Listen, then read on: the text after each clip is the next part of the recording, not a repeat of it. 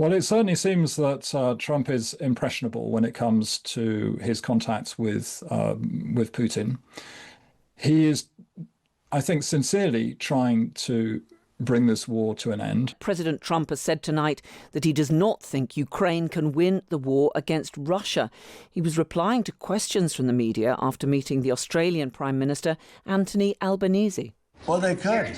They could still win it. I don't think they will, but they could still win it. I never said they would win it. I said they could win. Anything can happen. You know, war is a very strange thing.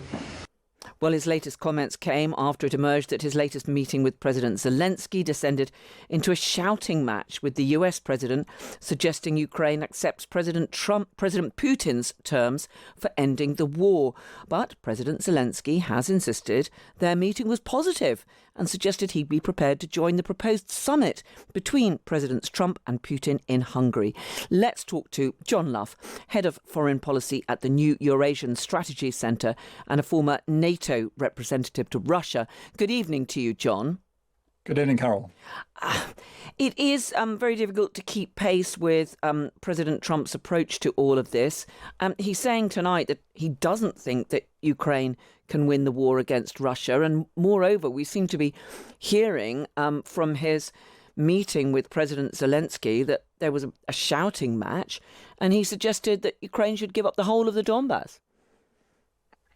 Yeah, I think nothing's particularly surprising here to my mind. It's so dangerous, I think, trying to build policy around Donald Trump's last statement.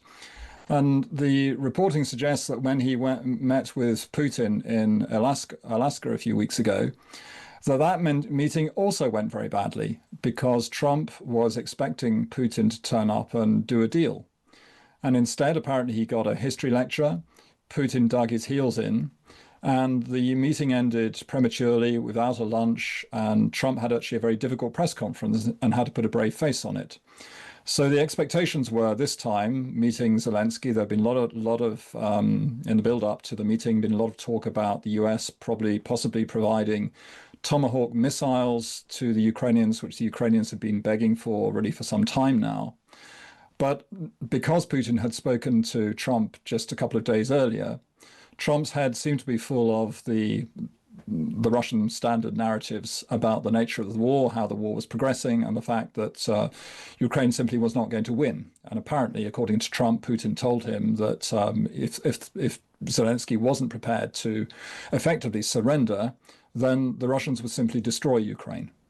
So Trump is in this position where he's trying somehow to put some sort of pressure on both sides.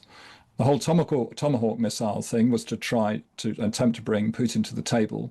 Partially effective because the Russians seem to be very sensitive to that, even if they may not have seriously believed that Trump would do this. Just for people who've not been following all of this, this was President Trump suggesting, I think it was on his plane, to reporters that he might provide the Ukrainians with these Tomahawk missiles, which are very powerful long-range missiles. That's correct. I mean, they're not something that would alter the course of the war.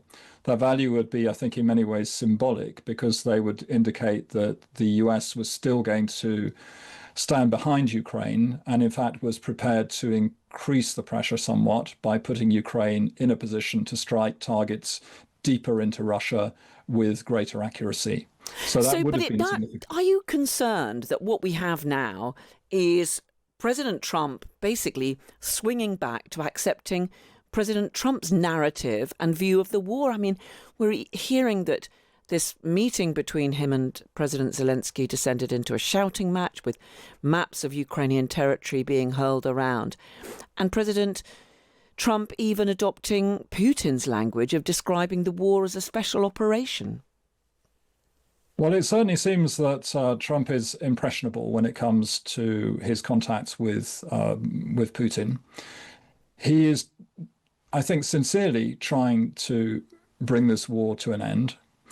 But his problem is that he doesn't have real traction when it comes to putting pressure on Putin. Putin doesn't believe that economic sanctions, increased sanctions pressure is going to lead to anything at all.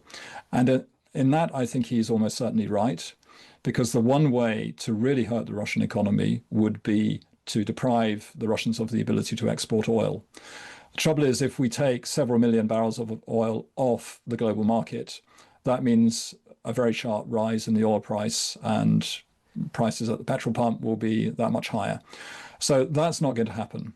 The other way he could do it would be to supply much more weaponry, or at least threaten to do that, supply that weaponry to Ukraine and indicate to Putin that this war is going to go on for a long time and that he doesn't stand a chance of winning it. But Trump doesn't want to do that because he's committed all along to ensure that the US doesn't have to pay for arming Ukraine.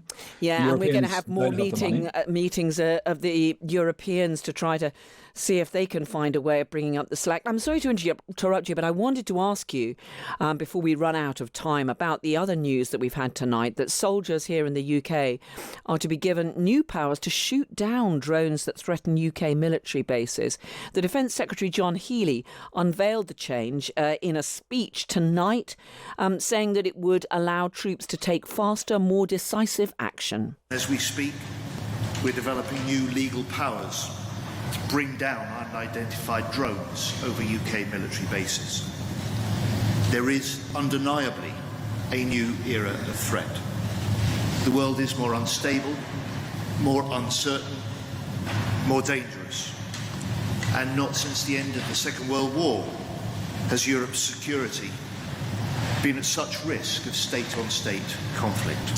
Well, that was the Defence Secretary John Healey speaking tonight. I just wonder, John, this is about giving British troops the power to actually shoot down drones. We've seen a number of incursions, haven't we, into the airspace of various different NATO countries.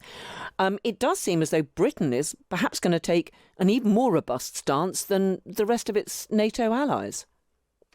Well, I think other NATO allies are going to go in the same direction. There is obviously a lot of concern about the fact that the Russians are testing NATO's defences, and NATO countries have shot down a few of the drones that went into Poland, for example, but they did so using probably the most expensive means available to them, by firing missiles from aircraft. So a $20,000 drone cost about probably, several $100,000 to shoot down. And it's also not actually a very accurate way of shooting them down.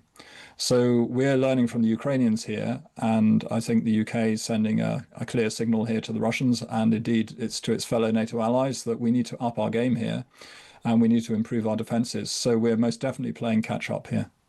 John Lough, Head of Foreign Policy at the New Eurasian Strategy Centre and a former NATO representative to Russia. It's been great to talk to you. Thank you very much indeed. Thanks for having me.